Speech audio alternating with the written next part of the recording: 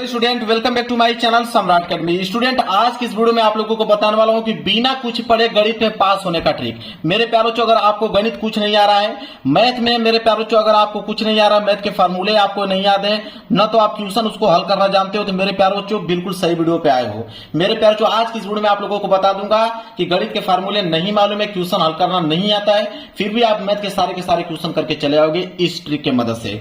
मात्र आप लोगों के ये 3 ट्रिक को जान लेना है मेरे प्यार बच्चों, और टीचर खुश होकर पूरा का पूरा नंबर आप लोग देगा, कभी जिंदगी में आप लोगों को फेल नहीं होने देगा। मेरे प्यारे बच्चों, आप लोगों को बता रहा हूं, जो भी ट्रिक मैं आप लोगों को बता दूंगा, अगर वो ट्रिक को फॉलो कर लेते हो, उस ट्रिक की मदद से आप किसी भी क्वेश्चन को, चाहे वो 2 नंबर वाले प्रश्न हो, चाहे वो 4 नंबर वाले प्रश्न हो, चाहे आपको 6 नंबर वाले प्रश्न हो, ठीक है, हर प्रकार के प्रश्नों को आप मेरे प्यारों से हल कर पाओगे। अगर आपको मैथ के फार्मूलेज नहीं मालूम है तब भी, तो आज की इस वीडियो को देखना। आज की इस वीडियो को देखने के बाद गणित में कोई भी लड़का फेल नहीं हो सकता है। मेरे पास मेरे प्यारों से पेपर भी लेकर आया हूं, आप देख सकते हो। मेरे पास पेपर है 2026 बोर्ड का गणित का पेपर है, आप देख सकते हो मेरे प्यारों से, और बोर्ड एग्जाम की कॉपी भी मेरे पास है। मैं खुद इनके सारे प्रश्नों का उत्तर में इस बोर्ड एग्जाम की कॉपी पे लिख के दिखाने वाला, बिना फार्मूले के। आपको यकीन मानिए मेरे प्यारों से, वीडियो को लास्ट तक अगर आप देख पाओगे तो आपको इतना ज्यादा कॉन्फिडेंस हो जाएगा कि आप गणित के किसी भी क्वेश्चन को आप आसानी से सॉल्व कर पाओगे। तो चलिए हम लोग स्टार्ट करते हैं। स्टार्ट करने से पहले कुछ चीजें मैं आप लोगों को बताना चाहूंगा। बहुत सारी चीजें डिस्कस करना है ताकि आप कंफ्यूज ना हो पाए। सबसे पहले अगर हम बात करें तो यहाँ पे बहुत सारे बच्चे क्लास 10th वाले होंगे, बहुत सारे बच्चे इस वीडियो को क्लास 12th वाले बच्चे देख रहे होंगे। बिल्कुल क्लियर समझ लीजिए मेरे प्यारों से, ताकि कोई भी डाउट आपके दिमाग में न रहे। अब ध्यान दीजिए आप लोग, क्लास 10th वाले बच्चे की अगर हम बात करें तो उसमें जो मैथ का पेपर आता है, तो मैथ का पेपर 70 नंबर का पूछा जाता है। और क्लास 12th की अगर हम बात करें तो उसमें जो मैथ का पेपर आता है मेरे प्यारे बच्चों, वो 100 मार्क्स का होता है, 100 नंबर का होता है। और इसमें क्या होता है मेरे प्यारे बच्चों कि 30 नंबर प्रैक्टिकल के इसमें मिलते हैं। प्रैक्टिकल के नंबर मिलते हैं क्लास 10th वालों में। और यहां पे अगर हम बात करें तो क्लास 12th में कोई प्रैक्टिकल का नंबर नहीं मिलता है, 100 नंबर का पेपर होता है। 100 नंबर में आपको जितना नंबर लाना होगा आपको मिलेगा उतना ही नंबर। तो मैं आपको बता दूं कि क्लास 10th वाले बच्चे, जितने बच्चे वीडियो देख रहे होंगे, मेरे इस ट्रिक की मदद से आप 70 में कम से कम 40 या 45 नंबर ला दोगे। 40 से लेकर 45 नंबर आराम से मेरे प्यारों से इस ट्रिक की मदद से ला दोगे। मैं ये नहीं कर रहा हूं कि आप 70 में 70 नंबर ला दोगे, लेकिन 40 से 45 नंबर तो कंफर्म ही ला दोगे। और जितने बच्चे क्लास 12th में हैं उनको मैं बताऊं 70 से लेकर 75 नंबर, ये मैं नहीं कर रहा हूं कि 80 से लेकर 85 नंबर ला दोगे, नहीं। मैं इतना ज्यादा आप लोगों को क्यों बताऊं, मेरे ट्रिक की मदद से मेरे प्यारों को आप 70 से 75 नंबर लाकर एक अच्छा स्कोर खड़ा कर सकते हो, वो भी बिना कुछ पढ़े। अगर आपको कुछ नहीं आ रहा है मैथ में, अगर आपने 70-75 नंबर ला दिया, बहुत आपने अच्छा स्कोर कर दिया। 70-75 कम नहीं होता है मैथ में। तो जो बता रहा हूं वही ट्रिक को आपको फॉलो करना है, जिस तरह का बताऊंगा उसी तरह आपको एग्जाम में लिख के आना है। कोई दिमाग अगर एक्स्ट्रा लगाओगे तो नंबर वहां से काट लिया जाएगा आपका। जो स्टेप बताऊंगा उसी तरह आप लोगों को करना होगा। देखिए, मैं कोई भी प्रश्न ले लेता हूं इस पेपर में से, बहुत सारे प्रश्न लेकर आप लोगों को बताऊंगा। मान लीजिए मैंने खंड ब का एक प्रश्न संख्या 21 ले लिया। खंड ब का प्रश्न संख्या 21 ले लिया, तो सबसे पहले आपको करना क्या है, जब बोर्ड एग्जाम की एक कॉपी मिल गई, यह आपकी बोर्ड एग्जाम की कॉपी है, ठीक है। तो बोर्ड एग्जाम की जब कॉपी मिलेगा तो आपको स्केल की सहायता से अंडरलाइन खींचना होगा। जैसे मैंने यहाँ पे खींच रखा है, इसी तरह डबल अंडरलाइन आपको खींचना होगा, क्योंकि मैंने ऑलरेडी खींच के लेके आया हूँ, आप में खींचा नहीं रहेगा, आपको खींचना पड़ेगा। तो डबल अंडरलाइन जरूर से जरूर खींच लीजिएगा। और मैं आपको बताऊं, यहाँ पे इसलिए गैप छोड़ा जाता है ताकि आपके जो नंबर है यहाँ पे जोड़े जा सकते हैं। यहाँ पे जब आपका कॉपी चेक होता है तो नंबर यहीं पे कैलकुलेट होता है, इसलिए इसको जगह को छोड़ना जरूरी है। और आपको मैं बता दूं सबसे इंपॉर्टेंट नियम कि आपको हर जगह पे रोल नंबर लिखना है, मतलब हर एक पेज पे आपको रोल नंबर लिखते चलना है। तो हर एक पेज पे रोल नंबर लिखना है और जगह तो आपको छोड़ना ही है, ठीक है। यह समझ में आ गया आप लोगों को। अब हेडिंग आपको डालना है खंड ब। खंड ब करने वाले थे तो आप यहाँ पे डालेंगे सबसे पहले खंड ब। देखिए, जो भी प्रश्न कर रहे हैं उसको आपको मेरे प्यारों को किसी कीमत पे डालना ही पड़ेगा। खंड ब है, खंड ब डालिए। प्रश्न संख्या 21 कर रहे हैं तो आप एक लाइन छोड़ के आप डालिए प्रश्न उत्तर संख्या 21। जो भी प्रश्न संख्या करेंगे उसको आपको हेडिंग डालना ही डालना है। जैसे प्रश्न उत्तर संख्या 21, तो यहाँ पे लिखोगे प्रश्न उत्तर संख्या 21। हो गया, ठीक है। स्केल की सहायता से अंडरलाइन करना है उसके नीचे, तो आप एक स्केल लीजिएगा और इसके नीचे आपको क्या कर देना, अंडरलाइन इस तरह कर देना ताकि दिखने में अच्छा लगे। अब मेरे प्यारों को वो भी 21 में आप देखिए क वाला प्रश्न कर रहे हो कि आप पीछे देखिए, ख वाला कर रहे हो कि ग वाला कर रहे हो कि घ वाला कर रहे हो कि ड़ कि च, बहुत सारे प्रश्न है। तो आप क वाला कर रहे हो तो आप यहाँ पे डालिएगा 21 का क, तो यहाँ पे आप लिखिएगा 21 का क, और यहाँ पे भी लिख सकते हैं इस तरह क। क्लियर है? ये काम आपको करना ही करना है, किसी भी प्रश्न कर रहे इसी तरह करना है। क्लियर है? चलिए अब ध्यान दीजिए, आप प्रश्न करने का तरीका क्या है उसको समझिए। देखिए, वो ट्रिक जिसे टीचर देकर नंबर देता है, वो ट्रिक मैं आपको बताने वाला हूं जिसे टीचर देके पूरा का पूरा नंबर देगा। आप उसको समझिए, मेन चीज यही है। देखिए, पहला नियम ये कहता है मेरे प्यारे बच्चों कि स्टार्टिंग इज इंपोर्टेंट। मैथ में क्या है कि स्टार्टिंग बहुत ही ज्यादा इंपोर्टेंट रहती है, कि आप स्टार्ट करते कैसे हो, किसी भी क्वेश्चन को स्टार्ट करने का तरीका आपका क्या है। इसके बाद अगर हम बताएं, दूसरा नियम ये कहता है कि मैथ में जो है स्टेप मार्किंग होती है, मतलब स्टेप मार्किंग का नंबर मिलता है मैथ में। जैसे स्टेप मार्किंग का मतलब ये होता है, जैसे अगर मैं कह दूं आपको कि 2 × 3 + 5, तो आप कहोगे, कोई आंसर इस तरह लिख सकता है कि 2 3 6 6 5 11, डायरेक्ट एक स्टेप में ही उसका आंसर क्या करेगा बता देगा। अगर इसका स्टेप बढ़ाना चाहोगे तो आप ऐसे कर सकते हो कि 2 में 3 का गुणा करोगे तो 6, 6 + 5, और 6 और 5 जोड़ोगे तो कितना हो जाएगा 11। क्लियर है? अगर स्टेप और बढ़ाना चाहोगे, मतलब अगर मैं क्वेश्चन आपको दे दूं इस तरह कि 2 × 5 और यहाँ पे भागे 5 और × 3, इस तरह दे दूं, तो बहुत सारे बच्चे करेंगे क्या कि डायरेक्ट आंसर पहले भाग करते हैं, तो यहाँ पे भाग करोगे तो कितना आ जाएगा 1, और गुणा कर दोगे 3 × 3 3 दूनी के 6, डायरेक्ट 6 लिख दोगे। अब बहुत सारे बच्चे क्या करेंगे, पहले भाग करेंगे, फिर इसका गुणा करेंगे, फिर इसका गुणा करेंगे, मतलब वो कम से कम 2-3 स्टेप में उसको बढ़ाकर ले चलेंगे। तो मैंने यह समझाने का मकसद था कि स्टेप मार्क क्या होता है। तो स्टेप मतलब उसको आप जितना बढ़ा चढ़ाकर स्टेप कर सकते हो, स्टेप मार्किंग पे नंबर मिलता है। इसके बाद प्रश्नानुसार, आपको जब हल कर रहे हो कोई भी प्रश्न, तो प्रश्नानुसार क्या है उसको सारी चीजें मेंशन करना, उसमें दिया है उसको भी लिखना है, चिन्हों का प्रयोग आपको करना है। इसके बाद किसी भी प्रश्न को छोड़ो मत। अगर इतना चीज अगर आपने जान गया तो समझिए कि आपको गणित में कोई फेल नहीं कर सकता है मेरे प्यारे बच्चों। जितना नंबर में बोला उतना नंबर लेकर आओगे। तो ये सारी चीजें आपने समझ लिया। अब देखिए प्रश्न करने का तरीका क्या है। अब हम क्या करेंगे, प्रश्न को हल करेंगे। प्रश्न हमको आ नहीं रहा है, इसको हमें हल करना है। देखिए तरीका क्या है उसका। तो अब यह प्रश्न आपके पास है। प्रश्न हम एक बार पढ़ते हैं। कह रहा है कि एक घन का आयतन 1331 सेंटीमीटर क्यूब है, इसकी प्रत्येक भुजा ज्ञात कीजिए। प्रश्न कितने नंबर के लिए, 2 नंबर के लिए दिया है। अब देखिए इसको कैसे हल करोगे। सबसे पहले मेरे प्यारे बच्चों आपको करना क्या है कि सबसे पहले लिखना है यहाँ पे हल। यहाँ पे क्या लिखोगे, हल लिखोगे।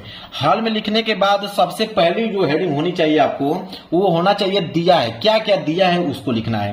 तो यहाँ पे लिखोगे आपकी दिया है, आप लिखोगे यहाँ पे दिया है। ब्लैक पेन से आपको लिखना है, याद रहे ब्लैक पेन से लिखना है कि दिया है। अब क्या दिया है, देखिए कह रहा है कि एक घन का आयतन, मतलब घन का आयतन आपको दे रखा है। तो आप इस तरह लिखोगे कि दिया है, फिर लिखोगे एक नीचे से कि घन का आयतन, घन का आयतन। देखिए प्रश्न आपको नहीं आ रहा, लेकिन कैसे आपको आंसर पूरा का पूरा मिलेगा उसको समझिए। घन का आयतन बराबर कितना, घन का आयतन दिया था 1331, तो आप लिखोगे 1331 सेंटीमीटर क्यूब। तो आप लिखोगे 1331 सेंटीमीटर क्यूब। इस तरह आपने लिख दिया। ये है आपका घन का आयतन, ठीक है, ये दिया हुआ है। अब देखिए अब क्या लिखोगे अगला कि ज्ञात करना है। क्या बोला है कि इसकी प्रत्येक भुजा ज्ञात कीजिए। अब आप लिखो ज्ञात करना है, नीचे लिखोगे ज्ञात करना है। अगली हेडिंग क्या रहेगी, ज्ञात करना है। 2 चीज लिखना है, क्या दिया है और क्या ज्ञात करना है।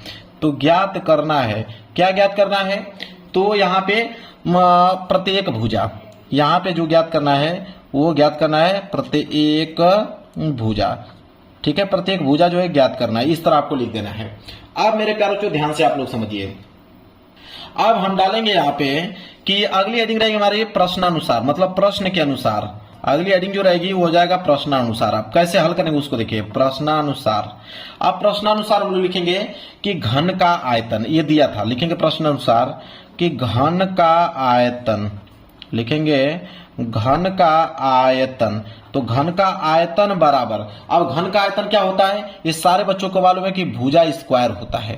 घन का आयतन नहीं मालूम रहेगा तो कोई भी फार्मूला गणित का जानते हो, आप जानते हो पाई आर स्क्वायर एस, तो पाई आर स्क्वायर लिख दो। आप जानते हो 2 पाई आर, तो 2 पाई आर लिख दो। आप जानते हो 3/4 पाई आर स्क्वायर एस, तो पाई आर स्क्वायर लिख दो। मतलब इससे जो भी वैल्यू जानते हो वो लिख दो, किसी न किसी की वैल्यू जरूर आपको मिलेगी। जो बता रहा हूं वही नियम आप फॉलो करो। तो घन का आयतन कितना दिया है, तो घन का आयतन तो आपको ऑलरेडी दे रखा है कितना, 1331। तो 1331 बराबर आयतन है ना, भुजा स्क्वायर नहीं होता, भुजा क्यूब होता है। यहां पे लिखिए भुजा क्यूब, ठीक है। क्या होगा, भुजा क्यूब होता है इसका, भुजा स्क्वायर नहीं, क्योंकि आयतन है तो यहाँ पे क्यूब होता है। अब भुजा क्यूब दिया हुआ है तो भुजा को हम लोग मान लेंगे ए। यहाँ पे क्या लिखेंगे, भुजा को हमने ए मान लिया, तो ये हो जाएगा आपका ए क्यूब। अब यहाँ पे कोष्टक में आप लिख देना कि भुजा, लिखेंगे कि भुजा बराबर ए, मतलब भुजा को हमने क्या माना है, ए माना है, इसलिए भुजा की जगह हमने ए लिख दिया। अब ध्यान दीजिए, यहाँ पे ए क्यूब में है, अगर मैं यहाँ पे सिर्फ ए की वैल्यू निकालूं तो ए अगर निकालूंगा तो ए क्यूब में उधर जाएगा तो आप क्यूब रूट हो जाएगा, मतलब घनमूल हो जाएगा। तो ये हो जाएगा आपका 1331 जो है मेरे प्यारों चूंकि किस में हो जाएगा, घनमूल में हो जाएगा। यहाँ पे 3 लिख दीजिएगा, घनमूल हो जाएगा। अब 1331 का घनमूल, तो 1331 का घनमूल कितना होता है, 11 होता है। तो यहाँ पे लिख दीजिएगा 11। तो 11 बराबर क्या आ जाएगा, ए। अब ए क्या है, भुजा। अब भुजा ही हमसे पूछा था, तो भुजा हमारा क्या आ गया यहाँ पे 11। क्वेश्चन में क्या पूछा था कि प्रत्येक भुजा क्या होगी, तो प्रत्येक भुजा क्या हो जाएगी, 11। यही हो गया मेरे प्यारों से, यहाँ पे क्या हो जाएगा आप लोगों का आंसर हो जाएगा। क्लियर है, समझ में आ गया आप लोगों को। अगर आपको नहीं मालूम है क्या घन का आयतन भुजा क्यूब होता है, तो आप इसमें से कोई भी फॉर्मूला यहाँ पे पुटअप कर देना, आपको मालूम चल जाएगा। क्लियर है, चलिए आप देखिए, इस तरह अगर आप लगाते हो तो आपको पूरे के पूरे नंबर मिलेगा। चलिए अगला प्रश्न में मैं करके दिखा देता हूं आप लोगों को। जैसे खबला है कि यदि द्विघात समीकरण x square plus 3x minus P बराबर 0 का एक मूल 2 हो तो p का मान ज्ञात कीजिए। 2 नंबर के लिए इसका भी मैं आप लोगों को बता दूं कैसे इसको हल करेंगे। देखिए, तो अगला पृष्ठ में अगला पेज ले लेता हूं। प्रश्न उत्तर संख्या 21 का ख है, तो सबसे पहले आप हेडिंग डालिएगा कि प्रश्न उत्तर संख्या 21 का ख। मैं बता रहा हूं आप लोगों को, जो भी प्रश्न आप कर रहे हो उसका प्रश्न उत्तर संख्या आपको जरूर से जरूर डालना है। तो प्रश्न उत्तर संख्या 21 का ख है, तो आप डालेंगे 21 का ख। इसके बाद स्केल की सहायता से क्या कीजिएगा, इसके नीचे अंडरलाइन। तो स्केल की सहायता से यहाँ पे आपको करना है मेरे प्यारों, अंडरलाइन। अंडरलाइन आपने कर दिया। इसके बाद देखिए क्या लिखोगे यहाँ पे, हल। यहाँ पे क्या लिखोगे, हल। अब हल में क्या लिखना है आपको, दिया है। तो पहले क्वेश्चन पढ़ते हैं। तो क्वेश्चन में लिखा है कि द्विघात समीकरण आपको दे रखा है, तो लिखेंगे दिया है। तो दिया हम लोग लिखेंगे ब्लैक पेन से। तो यहाँ लिखेंगे कि दिया है। अब क्या दिया हुआ है, द्विघात समीकरण। तो यहाँ पे लिखेंगे कि द्विघात समीकरण, जो चीज दिया है उसको आपको पूरा सेम टू सेम आप लोगों को उतारना है। द्विघात समीकरण, द्विघात समीकरण दिया हुआ है। कितना दिया हुआ है देख लीजिए आप, x square plus 3x minus P बराबर 0। तो आप लिखोगे x square plus 3x minus P बराबर 0। ये आपको द्विघात समीकरण दे रखा है, ठीक है। और साथ ही साथ एक मूल भी दे रखा है, तो उसके नीचे लिखेंगे कि एक मूल भी दिया है। एक मूल बराबर कितना दिया हुआ है, 2 दिया हुआ है। अब ज्ञात करना है, यहाँ पे लिखेंगे, अगली हेडिंग रहेगी हमारी ज्ञात करना है। अगली हेडिंग रहेगी हमारी ज्ञात करना है। क्या ज्ञात करना है, तो इसमें बोला है कि p का मान, तो लिखेंगे p का मान। p का मान क्या करना है, ज्ञात करना है। क्लियर है, चलिए आप देखिए इसको कैसे हल करोगे। अगर आपको नहीं आ रहा है तो मैंने क्या बताया, सबसे पहले हम डालेंगे प्रश्नानुसार। सबसे हेडिंग सबसे पहले हमारी क्या रहेगी, प्रश्नानुसार। तो हमने प्रश्नानुसार यहाँ पे हेडिंग बना लिया। अब प्रश्नानुसार जो दिया है द्विघात समीकरण उसको नोट करेंगे। दिया हुआ है x square plus 3x minus P बराबर 0। अगर आपको कुछ नहीं समझ में आ रहा कि इसको कैसे हल करेंगे, तो देखिए यहाँ पे एक मूल आपको दे रखा है 2। तो अब एक मूल आपको 2 दे रखा है, तो आप मान लीजिए, लिखेंगे यहाँ पे नीचे कि माना x बराबर 2। जो एक मूल दिया हुआ है उसको x मान लीजिए कि x बराबर 2। अब यहाँ पे लिख दीजिए कि x का मान, यहाँ पे लिखिएगा x का मान समीकरण में रखने पर, मतलब द्विघात समीकरण पर रखने पर, x का मान द्विघात समीकरण में रखने पर, द्विघात समीकरण पे रखने पर अब रख दीजिए x का मान। तो x का वैल्यू क्या है, 2। तो यहाँ पे लिखोगे 2। तो हो जाएगा 2 का स्क्वायर प्लस 3 गुणे x आ गया, तो यहाँ पे हो जाएगा 2 माइनस p बराबर 0। अब देखिए 2 का स्क्वायर करोगे तो 4 और प्लस 3 का गुणा 2 में करोगे तो 6 माइनस p बराबर कितना आ जाएगा आपका, 0 आ जाएगा। अब 6 4 कितना होता है, 10। तो 10 माइनस पी बराबर कितना आ जाएगा, 0।